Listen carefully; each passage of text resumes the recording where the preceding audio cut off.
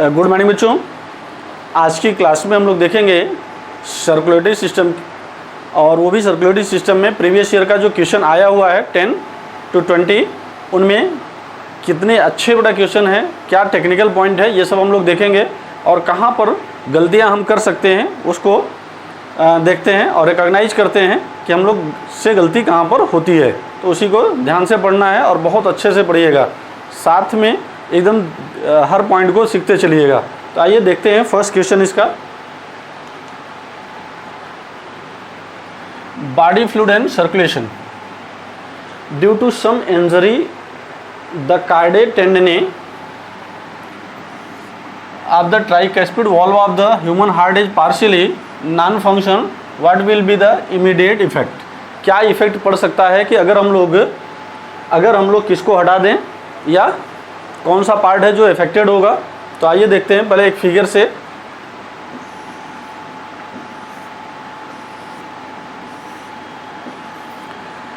ये right oracle है, ये left oracle, right ventricle, left ventricle, right बेटा। यहाँ से निकलेगी पल्मोनरी वेन, पल्मोनरी आर्टरी, और ये ब्लड लेके जाएगा कहाँ पर, लंग्स में। फिर यहाँ से ये यहाँ पर आएगा, यहाँ से ब्लड निकल करके लेफ्ट वेंट्रिकल से ब्लड निकल करके कहाँ पर जाता है। इस टाइप से बेटा ह्यूमन में जो सर्कुलेशन होता है वो कैसा सर्कुलेशन होता है, डबल सर्कुलेशन होता है, ठीक है।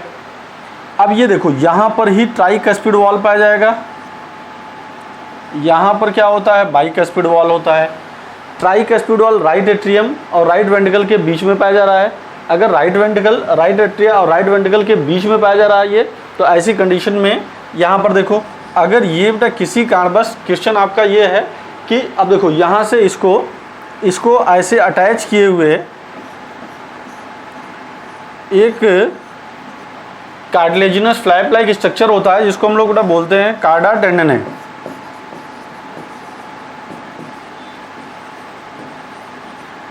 अब ये देखो ये क्या काम करता है, ये बेटा ये ट्राइकस्पिड वॉल या इधर भी होगा, इधर बाइकस्पिड वॉल वाले को भी ये खींचे रखेगा।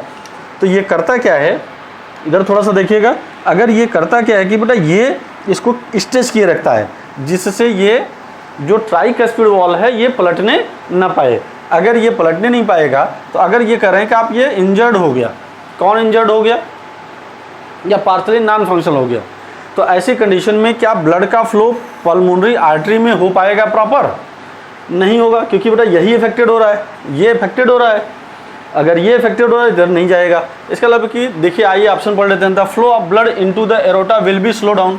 एरोटा का मतलब बेटा क्या होना चाहिए था, यहाँ पर बाइकस्पिड वॉल होना चाहिए। कौन सा होना चाहिए, बाइकस्पिड वॉल होना चाहिए, इसलिए ये आंसर हमारा क्या हो गया, कट गया। The pacemaker will stop working. No बेटा, पेस मेकर से कार्डियक टेंडेंसी से कोई मतलब नहीं है।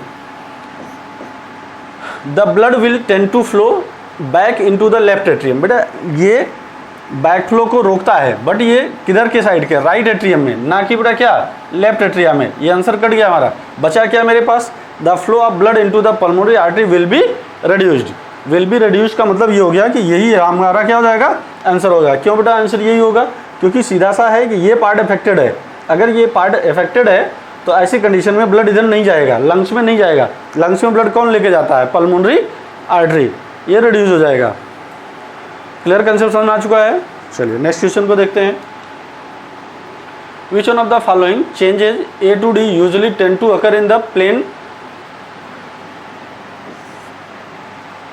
Dwellers when they move to high altitude. ठीक है, ड्वेलर का मतलब जहाँ पर बेटा निवासी हो या रहने वाला हो। अगर कोई बंदा ऐसा है कि जो कहाँ पर जा रहा है, ये which of the following change usually tend to occur the plain लेवर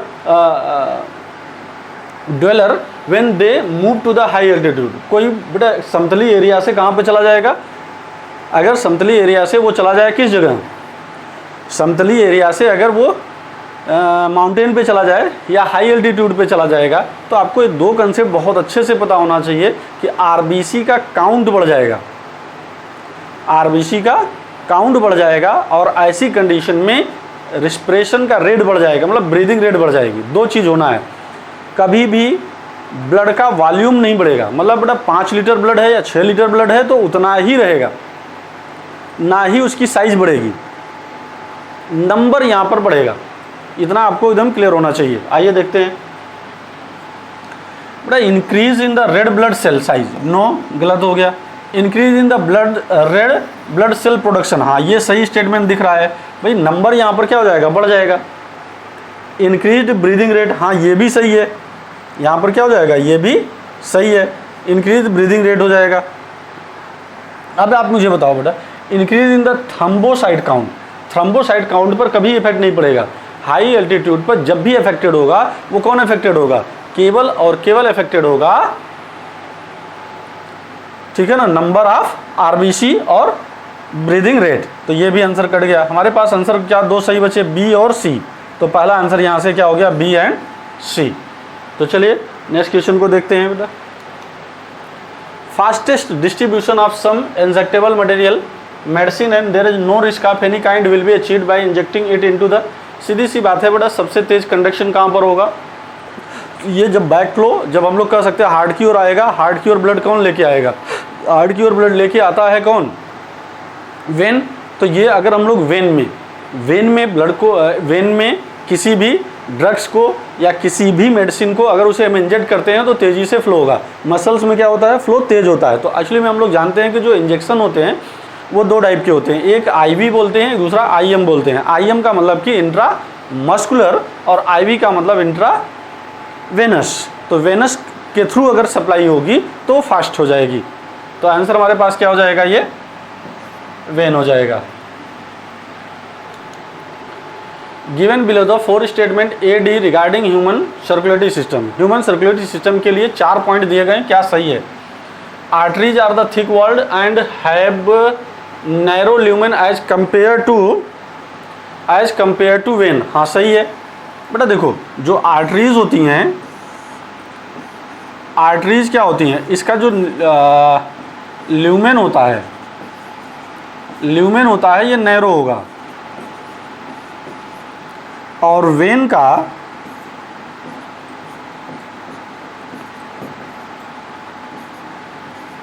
बेटा जो ल्यूमेन होता है वो वाइड होता है। इसमें वाल्व या वेल पाए जाएंगे, इसमें बेटा वाल्व नहीं पाया जाएगा।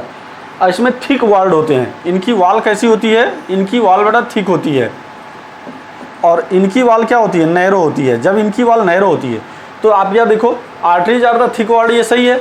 Have narrow lumen as compare to vein, एकदम सही है ये statement. Angina is a acute chest pain, ये सही है। When the blood circulation to the brain is reduced, no बेटा, यहाँ पर blood circulation to the brain नहीं होना चाहिए। क्या होता है, हम लोग ये जानते हैं एंजीना पेक्टोरिस में क्या अफेक्टेड होता है भाई, एक्यूट चेस्ट पेन होता है तो प्रॉपर ब्लड की सप्लाई किसके पास नहीं हो पाती है। आप ऐसे बोल सकते हो प्रॉपर ऑक्सीजन की सप्लाई किसके पास नहीं हो पाती है, प्रॉपर ऑक्सीजन की सप्लाई हार्ट के पास नहीं हो पाती है, जिसके कारण वो क्या हो जाएगा, एक्यूट चेस्ट पेन काज करेगा। तो ब्रेन के स्थान पर बेटा ये गलती हो गई है। फिर देखें, persons with blood group A B can donate blood to any person with any blood group under ABO system, no बेटा, ब्लड ग्रुप ए बी किसको दे सकता है, केवल और केवल किसको देता है, ए बी को देता है। किसको देगा, ए बी को। इसका मतलब ये भी स्टेटमेंट क्या होगा, रॉन्ग हो गया।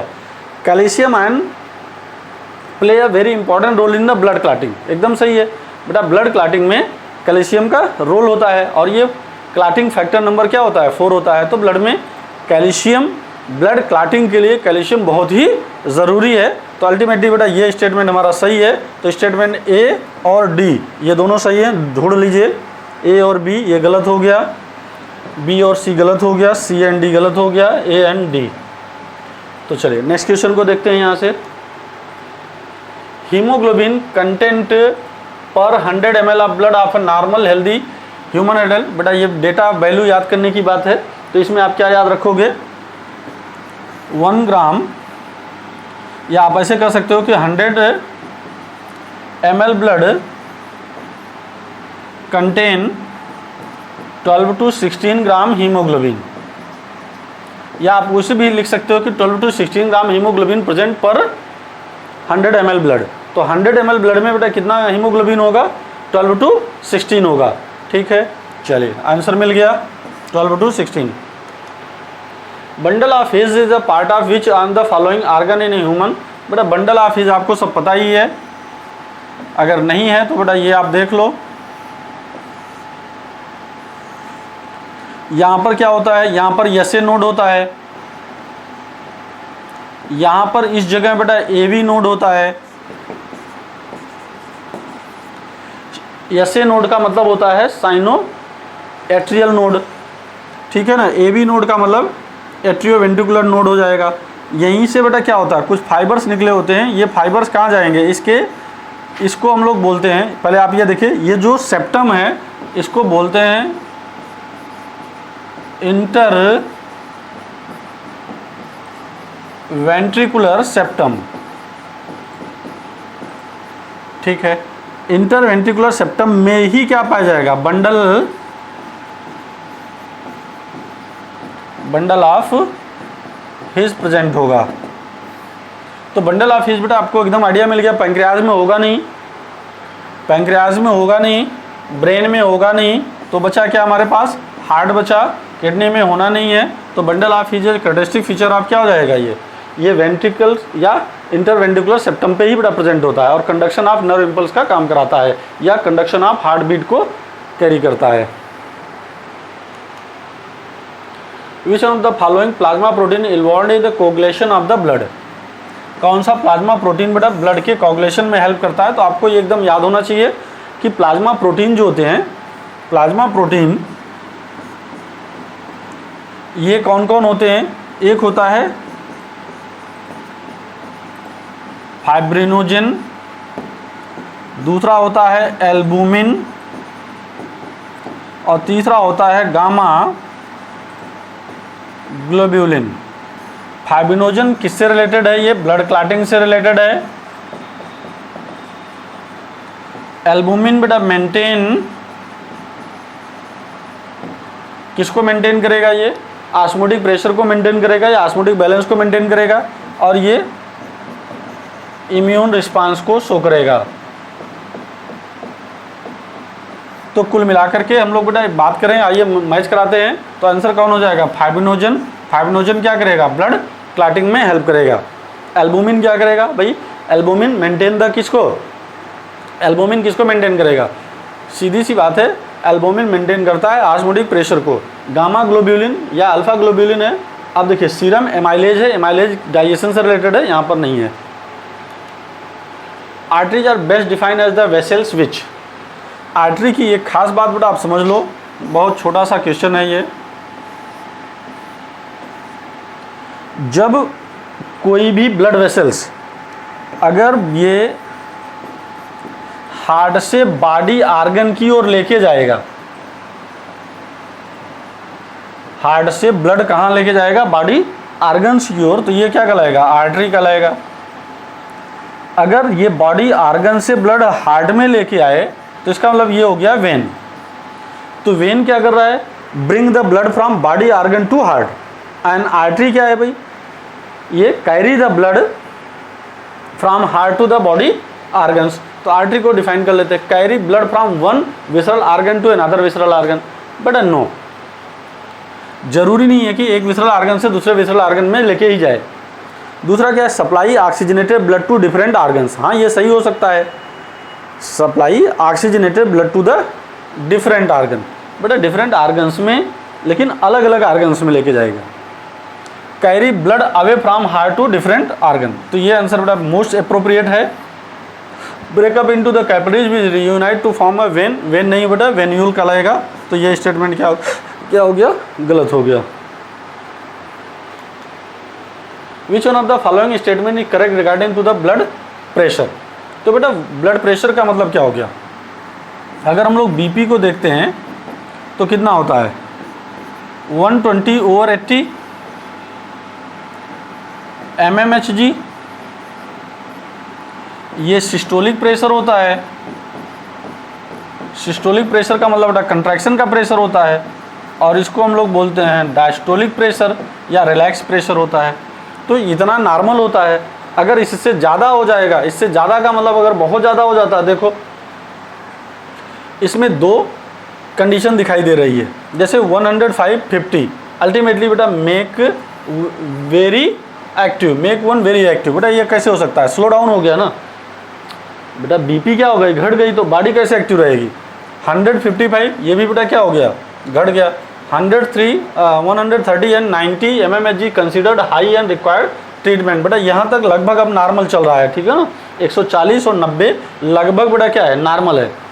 अब क्या हो गया 190 और 110, अगर यही वैल्यू बेटा कितनी हो जाएगी 190 ओवर ये 110, तो क्या हो जाएगा, बॉडी आर्गन जो ह्यूमन के लिए body organ visceral vital body organ है, like the brain heart and kidney, brain heart and kidney ये तीनों इफेक्टेड होंगे, बहुत ज़्यादा इफेक्टेड होंगे। इसीलिए बेटा ब्लड प्रेशर को, हाई ब्लड प्रेशर देखो कोई डिजीज नहीं माना जाता है, लेकिन एक टाइप का ये साइलेंट किलर जैसा बिहेव करता है। साइलेंट किलर का मीन्स होता है, साइलेंट किलर का मतलब हो गया कि धीरे धीरे धीरे धीरे आदमी क्या हो जाएगा, डायबिटिक हो जाएगा, किडनी फेलियर की ओर जाएगा, तो ये मेन काज करता है। A person with unknown blood group under ABO system I suffered much blood loss in an accident. बेटा किसी पर्सन का अगर एक्सीडेंट हो जाए और उसके ब्लड काफ़ी उसका ब्लड लॉस हो जाए और उसे ब्लड इमीडिएट चाहिए, मतलब उसे क्या चाहिए, ब्लड इमीडिएट चाहिए। His one friend who had a valid certificate of his own blood type offer for the blood donation without delay, what will be have been the types of blood group of the donor friend. तो मतलब बेटा ये कह रहा है कि जैसे कि कौन सा ऐसा ब्लड दिया जाए उसे इमीडिएटली, कौन से टाइप का ब्लड ग्रुप दे दिया जाए जिससे वो इमीडिएटली उसको रिलैक्स हो जाए। तो सीधी सी बात है बेटा, आपको ये पता है कि यूनिवर्सल डोनर कौन होता है, universal donor blood group O होता है, या आप इसको 0 कह सकते हैं। तो जो ब्लड ग्रुप O होता है यही क्या करेगा, यूनिवर्सल डोनर होगा। तो हम लोग उसको क्या दे सकते हैं, ब्लड दे सकते हैं। किसको दे सकते हैं, कोई जो पर्सन अफेक्टेड है। तो आंसर क्या हो जाएगा, टाइप O। नेक्स्ट क्वेश्चन उठा देखते हैं। Given below the ECG of the normal human which one of the following component correctly interpreted below. ठीक है, पीक P मतलब ये एंड पीक R मतलब ये, together systolic and diastolic blood pressure. No बेटा, ये सिस्टोलिक है, ये भी सिस्टोलिक है, लेकिन वेंट्रिकुलर सिस्टोलिक है। Peak P initiate the left atrial contraction only. No बेटा, लेफ्ट ओनली नहीं है, यहाँ पर क्या है, गलती क्या है, लेफ्ट एट्रियल, ये गलत है। दोनों एट्रिया साथ में क्या करेंगे, कंट्रैक्ट करेंगे। Complex QRS1 complete pulse. बेटा ये QRS पूरा का पूरा एक क्या कहलाएगा, कंप्लीट पल्स कहलाएगा। ये स्टेटमेंट बेटा सही हो गया। Peak T initiate the total cardiac. No बेटा, ये वेंट्रिकुलर रीपोलराइजेशन को रिप्रेजेंट करता है। तो आप एक छोटी सी बात याद रखो, P वेव रिप्रेजेंट द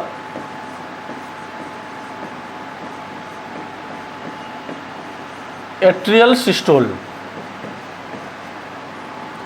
और QRS बेटा ये क्या करेगा, ये ventricular systole.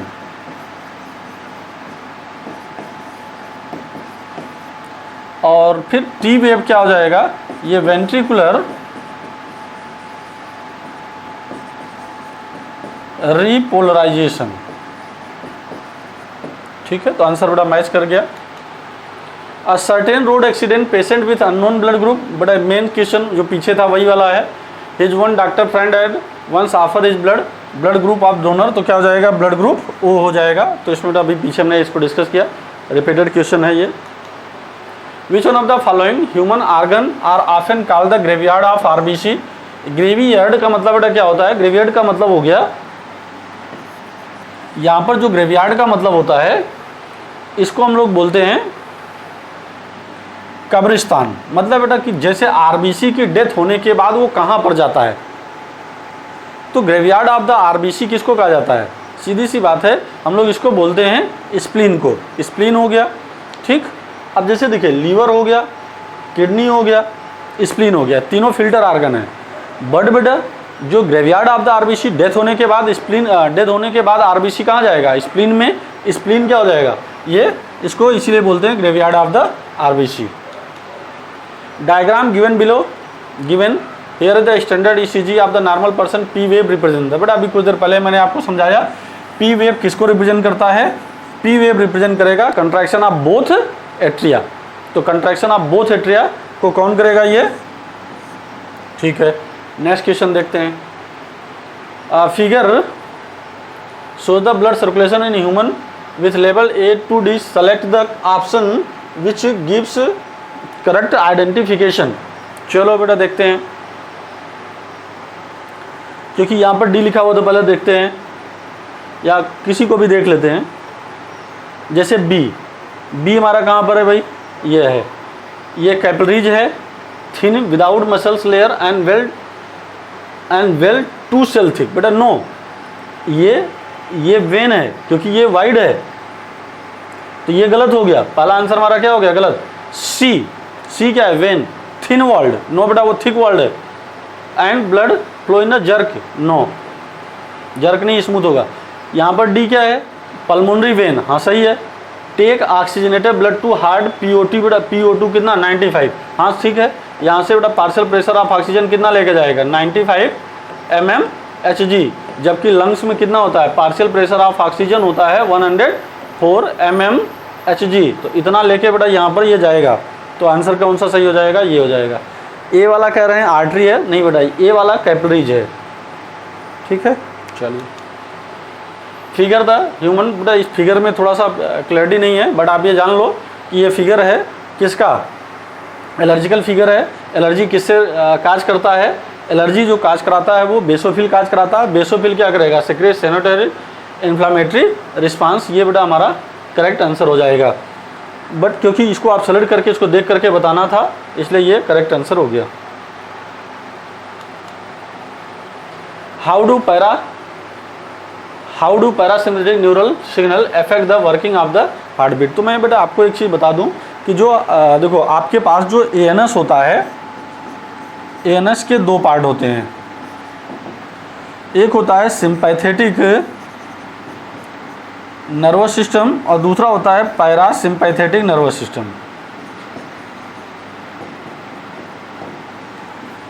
Sympathetic nervous system का मतलब क्या होता है? सिंपैथी शो करता है। सिंपैथी समझते हैं क्या?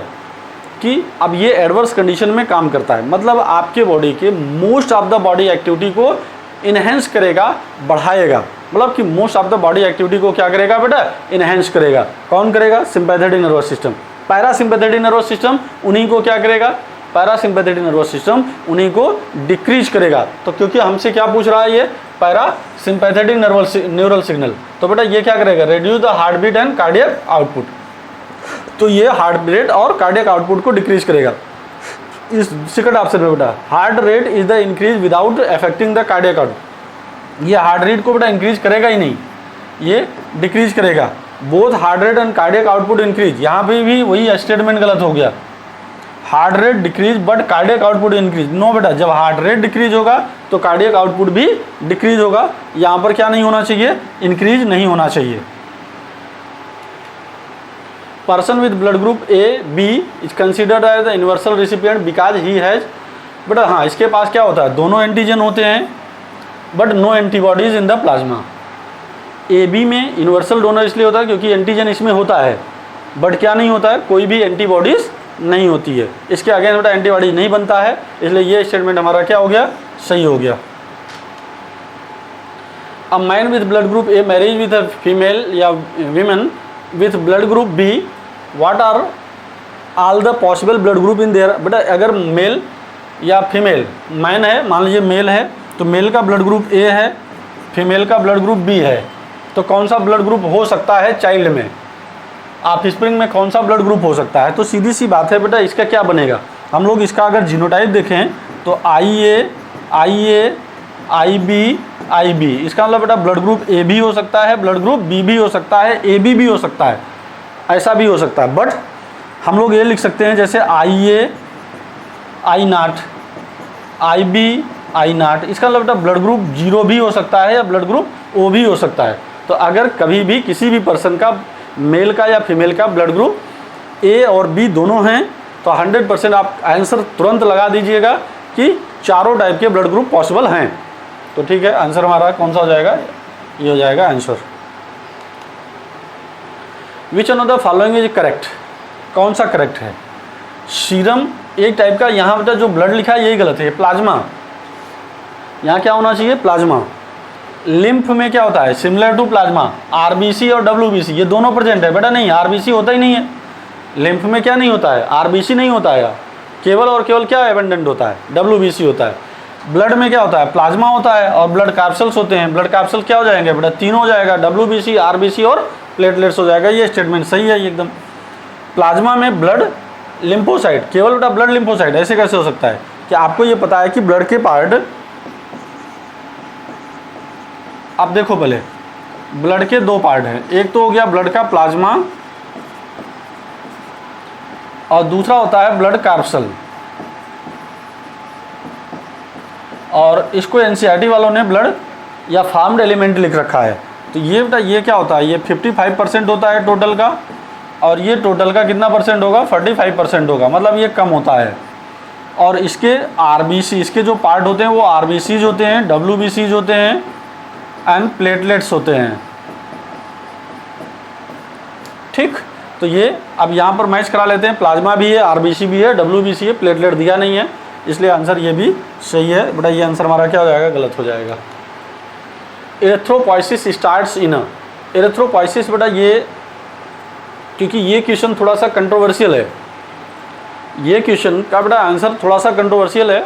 ऐसा मैं इसलिए बोल रहा हूँ क्योंकि एरिथ्रोपोइसिस स्टार्ट इन, जैसे अगर ये कहता है कि चाइल्ड के केस में या एडल्ट के केस में, तो जब भी इसको बोलते तो क्या बोलते, चाइल्ड के केस में या एडल्ट के केस में। अगर एडल्ट का केस लिया जाएगा, नॉर्मली अगर एडल्ट का केस लिया जाएगा तो आंसर कौन हो जाएगा, रेड बोन मैरो।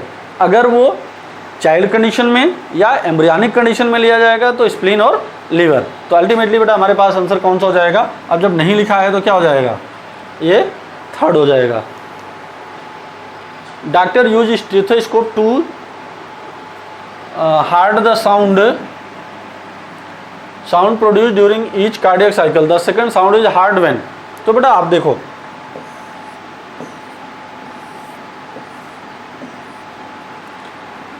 ये है हमारा ट्राइकस्पिड वॉल, ये है बाइकस्पिड वॉल, ये है एरोटा, ये है पल्मोनरी आर्टरी।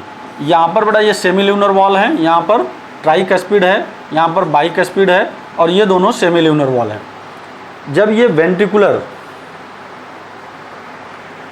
वेंट्रिकुलर कंट्रैक्शन होगा तो बेटा हमसे पूछ के इसके बारे में, सेकंड साउंड के बारे में, सेकंड साउंड के बारे में, जब वेंट्रिकुलर कंट्रैक्शन होगा तो इसका मतलब ब्लड इधर से इधर जाएगा, मतलब कि या तो ये बॉडी ऑर्गन में जाएगा नहीं तो ये पल्मोनरी आर्टरी में जाएगा।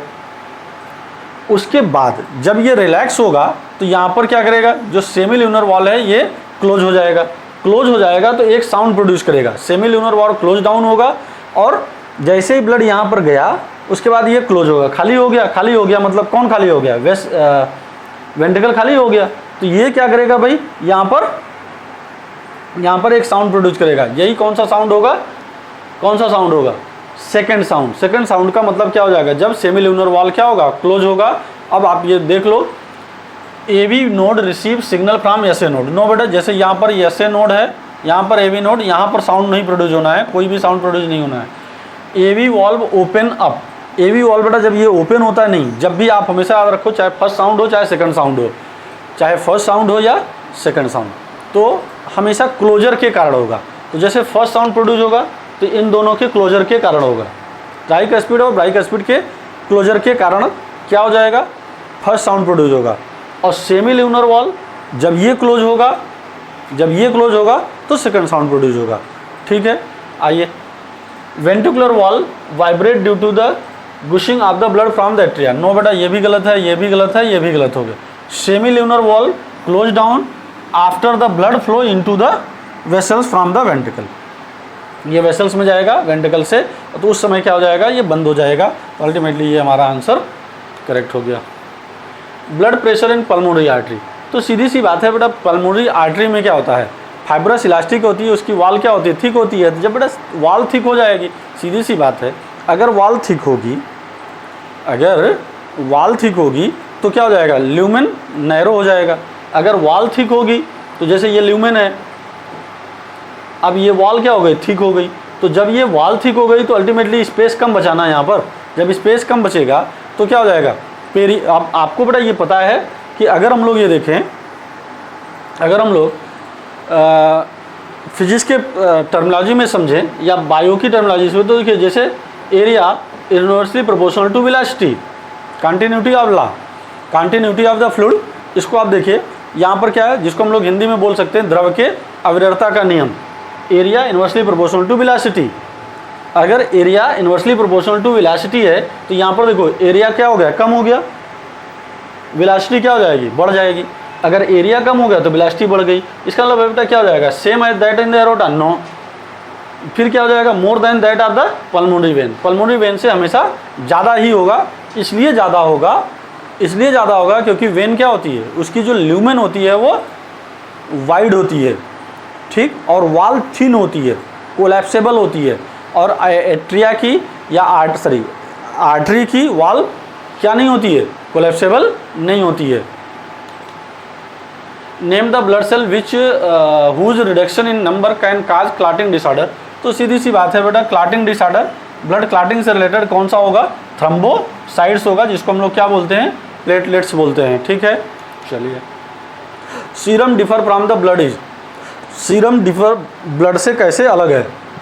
तो बेटा सीरम में क्या नहीं पाया जाएगा, क्लॉटिंग फैक्टर नहीं पाया जाता है। सीरम सिमिलर टू किसके, प्लाज्मा विदाउट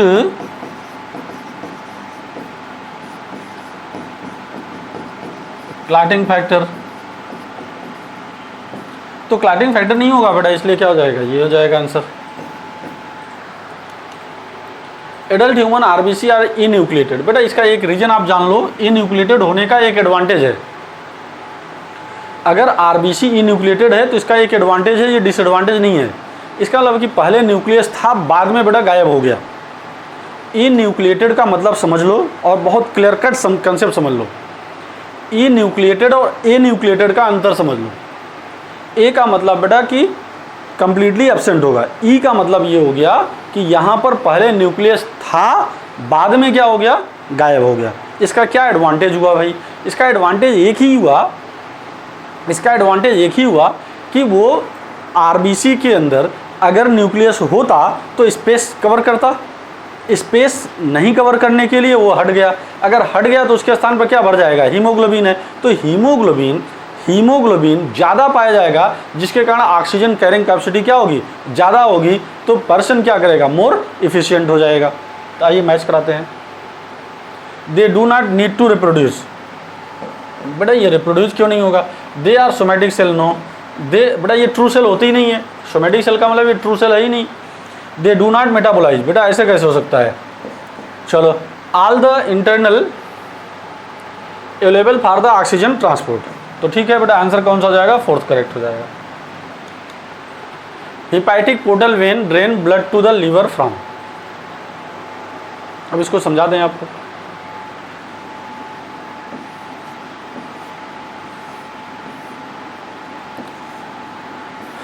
यहाँ से ब्लड निकल करके एक बॉडी आर्गन में गया, इसको हम लोग बोलते हैं आर्टेरियल सिस्टम, मतलब बेटा आर्टरी लेके जाएगा, ठीक। एक बॉडी आर्गन से ये दूसरे बॉडी आर्गन में जाएगा तो यहाँ पर क्या होगा, पोर्टल सिस्टम काम करेगा। बॉडी आर्गन से हार्ट में लौट के आएगा तो यहाँ पर क्या होगा, वेनस सिस्टम। क्या होगा, वेनस सिस्टम। तो पोर्टल सिस्टम का मतलब क्या हो गया, एक बॉडी आर्गन से ब्लड दूसरे बॉडी आर्गन में जाए तो उसको हम लोग पोर्टल सिस्टम बोलते हैं। क्योंकि यहाँ पर टर्मिनोलॉजी बेटा कौन सा है, हेपेटिक पोर्टल वेन। अब यहाँ से जो वेन इधर से बेटा देखो यहाँ जाएगा तो ये वेन ही जाएगा। अब आप ऐसे देखो, जैसे ये हार्ड हुआ, ठीक। अब ये यहाँ से ब्लड निकल करके, जैसे मान लीजिए लीवर के पास जाना है तो बेटा रीनल यहाँ पर हेपेटिक आर्टरी जाएगा। क्या जाएगा, ये हेपेटिक आर्टरी जाएगा। ये लौट के आएगा तो हेपेटिक वेन लेके आएगा, ठीक है। अब क्या होता है कि जैसे कुछ बॉडी आर्गन ऐसे होते हैं जो काफ़ी दूर पर होते हैं, लाइक द क्या, जैसे एलिमेंट्री कैनाल या गट्स का पार्ट हुआ, गट्स का मतलब एलिमेंट्री कैनाल, या आप ऐसे बोल सकते हो कि इंटेस्टाइन का पार्ट है। तो इंटेस्टाइन से ब्लड कहाँ पे जाएगा, पहले लीवर में जाएगा, लीवर से फिर कहाँ पर जाएगा, हार्ट में जाएगा। तो यहाँ पर क्या पा जाएगा, यहाँ पर ये पोर्टल सिस्टम, क्योंकि कौन सा पोर्टल सिस्टम होगा, हेपेटिक पोर्टल सिस्टम। क्यों, क्योंकि ये टर्मिनेट कहाँ पर हो रहा है, लीवर में, इसीलिए इसको क्या बोलते हैं, हेपेटिक पोर्टल सिस्टम। क्योंकि बेटा एक आर्गन से दूसरे आर्गन में वेन जाती है, इसलिए ये हेपेटिक पोर्टल वेन है। तो hepatic portal vein drain blood to liver from, तो कहाँ से कहाँ आएगा, एलिमेंट्री कैनाल टू लीवर आएगा। तो हमारा आंसर कौन सा हो जाएगा, थर्ड हो जाएगा। Match the item column 1 column 2 ठीक है बेटा, आइए देखते हैं। तो जो ट्राइकस्पिड है ये राइट आर्कल राइट वेंट्रिकल के बीच में पाया जाएगा, मैंने अभी बताया आपको। चलो भाई, राइट आर्कल राइट वेंट्रिकल कहाँ पर गया, हाँ ठीक है, ये तीसरा वाला सही हो गया बेटा। बाइकस्पिड राइट लेफ्ट और लेफ्ट वेंट्रिकल, ये दूसरा हो गया, मतलब पहला वाला हो गया। सेमील्यूनर वॉल, सेमील्यूनर वॉल बेटा कहाँ पर होगा, right ventricle and the pulmonary artery. तो आंसर हमारा कौन सा हो जाएगा, फर्स्ट हो जाएगा। तो अगर आपको नहीं समझ में आया तो एक बार फिर से इसको जल्दी से देख लें। Right atria, left atria, right ventricle, left ventricle. तो बेटा यहाँ पर ट्राइकस्पिड वॉल, यहाँ पर बाइकस्पिड वॉल, यहाँ पर सेमील्यूनर वॉल। तो सेमील्यूनर वॉल, यहाँ वाला जो सेमील्यूनर है ये ब्लड वेसल्स में लेके जाएगा, और हाँ ठीक है, ये बॉडी आर्गन में लेके जाएगा, ये पल्मोनरी आर्टरी में लेके जाएगा। तो आंसर मैच कर रहा है, फर्स्ट हो जाएगा। Match the item given in a first column first which column second या 2 करेक्ट ऑप्शन। बेटा यहाँ पर भी वही है, अच्छा क्वेश्चन है। फाइब्रिनोजन किससे रिलेटेड है, ब्लड क्लॉटिंग से रिलेटेड है। ग्लोबिन किससे रिलेटेड है, डिफेंस मैकेनिज्म से। एल्बुमिन क्या है, ऑस्मोटिक बैलेंस है, अभी कुछ देर पहले समझाया था। तो ये पहले का दूसरा, दूसरे का तीसरा, पहले। तो आंसर हमारा कौन सा हो जाएगा, फोर्थ हो जाएगा। All the component of the nodal tissue are auto excitable. Why does the SA node act as the normal pacemaker. Pacemaker में ऑटो रिदमिसिटी बहुत ज़्यादा होती है, हाई डीपोलराइजेशन एबिलिटी होती है। क्या होती है, हाई डीपोलराइजेशन एबिलिटी होती है, इसलिए बेटा ये क्या हो जाएगा, SA node has the highest rate of the depolarisation. Actually में इसलिए ऐसा होता है क्योंकि जो ब्लड होते हैं, जो ब्लड होते हैं वो कहाँ पर आ रहे हैं, वो डायरेक्टली बेटा ये आप ऐसे देख लो, राइट आर्कल में ब्लड आ रहा है, तो ये लोअर बॉडी आर्गन से ब्लड लेके आएगा, अपर बॉडी आर्गन से ब्लड लेके आ रहा है। यहीं पर क्या पाया जाएगा, एसे नोड पाया जाता है, ये इन्फ्लुएंस करते हैं, और यहीं से हार्ट बीट इनिशिएट होता है। एसे नोड ही हार्ट बीट को इनिशिएट करता है, इसलिए उसमें क्या होता है, डीपोलराइजेशन की रेट सबसे ज़्यादा होती है। उसके बाद इसके पास होगा, यहाँ से बेटा ये बंडल ऑफ हिज में जाएगा, तो धीरे धीरे क्या होता जाएगा, कम होता चला जाएगा। तो आंसर क्या हो गया, SA node has the highest rate of the depolarisation. Specialised nodal tissue embedded in the lower corner of the right atrium close to the atrioventricular delay the बेटा, हाँ ये ठीक है। इस क्वेश्चन को आप देख लो, बहुत अच्छा क्वेश्चन है, लॉजिकल क्वेश्चन है ये। यहाँ पर ये वाला पार्ट देखो, ये ऐसे नोड हो गया, ये हो गया हमारा AV node. Specialised nodal tissue embedded in the lower corner of the right atrium, मतलब यहाँ पर close to the atrioventricular septum, बेटा यहाँ पर इसके सेप्टम पे। Delay the spreading of impulse to heart apex for the 0.1 second. अगर 0.1 second की बात करें हम लोग, तो 0.1 सेकेंड में बेटा क्या हो जाएगा, 0.1 सेकेंड ही तो क्या होता है भाई, ये अगर हम लोग ये कर सकते हैं, ये इम्पल्स को बेटा इधर नहीं भेजेगा, तो इसका मतलब क्या हो जाएगा, इसका मतलब कि एट्रियल सिस्टोल होगा।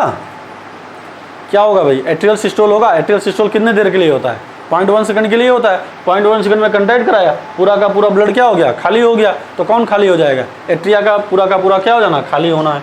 तो आंसर क्या हो जाएगा, blood the atria to empty completely. बेटा फिर से अगर समझ लो, नहीं समझ में आया तो ये कह रहे हैं कि अगर इसमें ये इसको 0.1 सेकंड के लिए कंट्रैक्शन, अगर 0.1 सेकंड के लिए रिसीव नहीं कर रहा है, ये अगर ये 0.1 सेकंड के लिए डिले हो गया, तो इसका मतलब है कि 0.1 सेकंड के लिए क्या होता है, कंट्रैक्शन होता है, और वो भी क्या, एट्रियल कंट्रैक्शन। 0.1 सेकंड में क्या हो जाएगा, ये इसको कंट्रैक्ट कराएगा, पूरा का पूरा ब्लड कहाँ चलाएगा, वेंट्रिकल में चलाएगा, तो पूरा का पूरा एट्रिया क्या हो जाएगा, खाली हो जाएगा।